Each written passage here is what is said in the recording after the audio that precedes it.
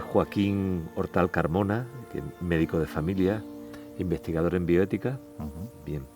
Eres miembro del grupo inédito, en el programa estás incluido.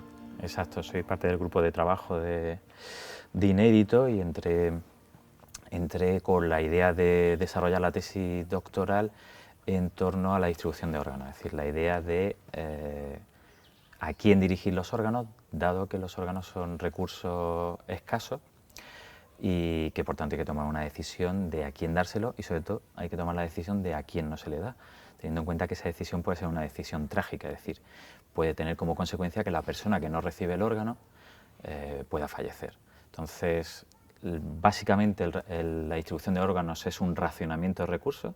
Los recursos, el órgano le vale a varias personas, lo pueden utilizar varias personas, pero solo se lo podemos dar a una y tenemos que encontrar una diferencia éticamente relevante entre esas personas para justificar el darle el órgano a una de ellas y por tanto decir que es una decisión justa. Pues, o sea, es un punto de vista ético para ver cómo se distribuyen y crear unos criterios, ¿no? Exactamente. Yo sé que tu trabajo ha trascendido, porque empezó con los órganos y llegó a algo más. Eso es. El desarrollo de la tesis, de hecho el título de la tesis era Distribución de órganos cuando las decisiones trágicas son justas. Y cuando empezó la pandemia, pues bueno, como tantas otras cosas, la tesis también se agitó mucho, ¿no? Eso supuso que nuestra investigación, que era sobre distribución de órganos, tuviese una aplicación directa en la pandemia, que fue la escasez de recursos como las mascarillas, como los EPI y sobre todo las camas de hospital, las camas de UCI o los ventiladores. Esa escasez de estos recursos en ese momento, nosotros podíamos dar ciertas respuestas a determinadas preguntas de cómo repartir esos recursos escasos con lo ya investigado con órganos, ¿no? Porque digamos que en situación no desastrosa, no pandémica, el único racionamiento que se hace de recursos sanitarios es el de órganos. Entonces, ahí teníamos un aprendizaje hecho con una investigación de más de un año que podíamos aplicar y lo hicimos, hicimos unas recomendaciones éticas para distribución de recursos sanitarios en pandemia que creemos han sido de utilidad. O sea, es muy interesante porque de pronto se desarrolla un esquema para distribuir órganos y queda en el esquema de distribución que se puede aplicar a otras cosas. Eso es. Luego, los criterios son muy difíciles de generalizar y de hablar de criterios, por ejemplo, cuando estás hablando de la distribución de un pulmón, es decir, de a quién darle un pulmón de trasplante o a quién darle un ventilador de la función respiratoria, parece que estás distribuyendo prácticamente lo mismo, que los criterios podrían ser lo mismo, pero hay matices en uno y otro que hace que el criterio de distribución tenga que cambiar. Entonces el pulmón solo puede ir a una persona y luego no se puede reutilizar, sin embargo el ventilador sí, eso hace que tengamos que elegir un criterio u otro. En general lo que quiero decir es que el marco general de distribución de recursos sanitarios es el mismo. Sí que hay un marco ético general con dos principios básicos, como es el de equidad o el de eficiencia. Pero luego los criterios para cada uno de los recursos son muy variados, incluso ambiente y contexto. Es que para alguien que no esté en este tema, estamos hablando y se está hablando de un pulmón, un ventilador para alguien que está... Y es algo muy dramático, es que suena muy fuerte todo esto, ¿no? Claro, y trascendió lo que es el pensamiento, la reflexión ética a nivel académico, lo trascendió hacia el público cuando a finales de marzo del año pasado, de 2020, en los periódicos se estaba hablando de a las personas de 80 años no se les mete en la UCI con COVID. Claro, eso ya trasciende. Y eso es un criterio. Es decir, decidir que a las personas de 80 años no se les da un ventilador es un criterio de distribución. Y eso se discutió públicamente hasta el punto de que... Porque hasta esto no es un tema médico. No es un tema médico, es un tema público. Y por tanto es un tema político. Es un tema político, hay aspectos ideológicos, hay aspectos... Y tú te centras en una visión ética, o sea, para que entre en el pool de aspectos a tocar al decidir, ¿no? ¿Cuál es nuestra labor? Nuestra labor es argumentar por qué un criterio sí y otro criterio no. Es decir, es encontrar argumentos válidos que justifiquen. En el fondo lo que queremos encontrar, yo antes hablaba de decisiones trágicas, decidir a quién vas a dejar morir porque no le puedes dar un recurso sanitario, es una decisión trágica. Pero la tragedia es para la persona que fallece, pero también para el decisor, la persona que toma la decisión, que normalmente es un profesional sanitario, que no tiene por qué tener mucha reflexión ética detrás. Esa persona tiene que irse a casa pensando que la decisión que ha tomado es justa. Y eso, la única forma de hacerlo es con criterios que estén justificados. Porque el actor que toma decisiones quiere tener referencia, evidentemente, Claro, porque claro. si no es que uno asume demasiado. Y además tiene que rendir cuenta arte en público, y pero también justificarlo. rendir cuenta nocturna en su propia almohada de qué ha hecho y por qué lo ha hecho. Justificarse y justificar por qué ha dicho, pero tener referencias para la justificación, ¿no? Porque Claro. parece el público en general o la opinión pública entra también en los criterios o esto es un tema solo de especialistas.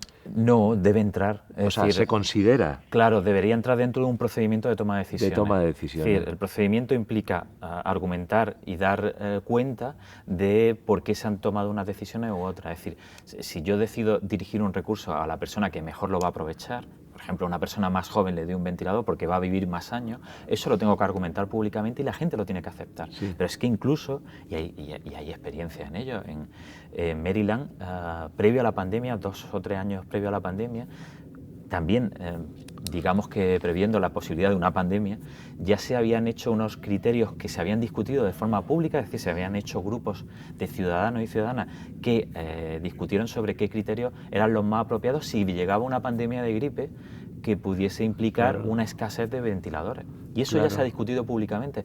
Esos criterios pueden ser mejores o peores de distintas opiniones, pero son criterios que se han decidido de forma conjunta por todo el público, con lo cual son los criterios que pueden ser más justos.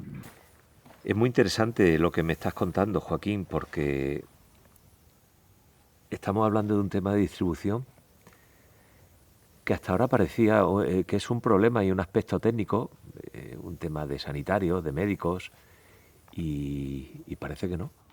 Claro, como decía antes, el hecho de que criterios de distribución como la limitación a los 80 años, ¿no? Y se llegó a hablar incluso de que en Madrid ya, debido a la sobrecarga de la UCI, el límite estaba ya casi en 60 años, ¿no? Que no entraban en UCI personas mayores de 60 años. Cuando eso trasciende, nos damos cuenta de que no es una decisión técnica. Es decir, el decidir que vamos a priorizar para el uso de las camas de UCI a personas más jóvenes o más sanas o con menos enfermedades o con discapacidad, eso no son decisiones técnicas, eso son decisiones políticas y éticas. Y por tanto no son decisiones que deba o que pueda tomar el médico en soledad, sino que debe tomarla la sociedad como tal.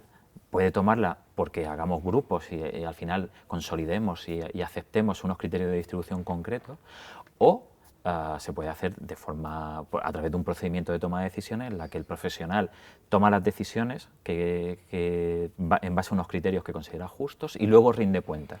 Y es la población la que en esa rendición de cuentas acepta o desecha ese tipo de criterios. Sí, porque hay que decidir a qué beneficios conllevan las decisiones y si son justas, porque pueden no ser justas. Claro, esa es la clave. La clave es cuando esas decisiones son justas y cuando se pueden defender públicamente.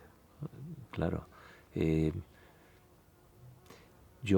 Hay ejemplos, por ejemplo, creo que el contexto influye en los criterios, ¿no? Yo he conocido situaciones bélicas, por ejemplo, donde priorizaban para determinados recursos sanitarios los combatientes porque les convenía, ¿no? Eso es. Bueno, era un criterio. Es un criterio. O sea, que los criterios son en función también de contextos, situaciones.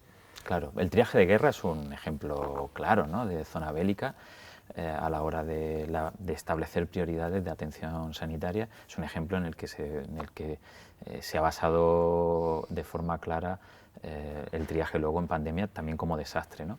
Y luego lo que hablábamos antes de la distribución de órganos, que sería la forma de triaje o de priorización, digamos, en situación de normalidad, en situación de no desastre, ¿no? En particular, en distribución de órganos hay poca idea de cómo se distribuyen los órganos. Sí.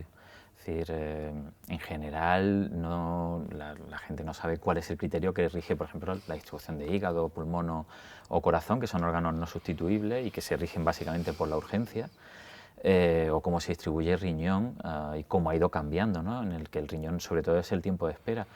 Pero fíjate si son convenciones y no son decisiones técnicas, que un mismo órgano en Estados Unidos iría a una persona y en España iría a otra. Por ejemplo, en España una persona de 39 años diabética estaría dentro de las prioridades para recibir un riñón. mientras que en Estados Unidos no estaría No. entre las prioridades para recibir un riñón, porque tanto la edad como la comorbilidad, en este caso el comorbilidad. tener diabetes, penaliza la recepción de un riñón, sobre todo un riñón de más calidad, que vaya a durar más tiempo dentro de la persona.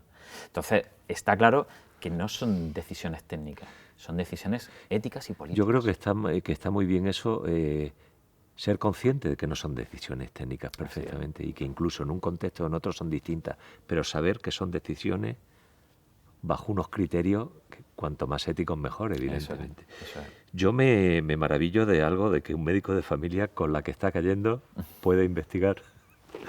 Pues sí, la verdad que yo también, me pregunto de dónde sacamos el tiempo para poder... Enhorabuena porque Sí. esto es... parece que Inédito de alguna manera está concluyendo una... No es el programa, parece que es una etapa y que seguirás trabajando o ligado. Yo, mientras David me acepte, encantado. Bueno, y En tú la medida tengas en que ganas. Claro, y sobre todo en Y la medida en tiempo. que yo pueda aportar algo, ¿no? Sí, en la medida. Si puedo aportar. Una de las grandezas que tiene Inédito es la gran apertura que tiene y la gran capacidad que tiene para recoger proyectos dentro y para suministrar conocimiento fuera para dar respuesta a determinadas cosas, como nos ha ocurrido con la pandemia. ¿Y cómo la es trabajar? Porque hablando con David y viendo, hay muchísimas disciplinas metidas en Inédito. ¿Es fácil trabajar? Sí, no solo es fácil, sino que es muy enriquecedor.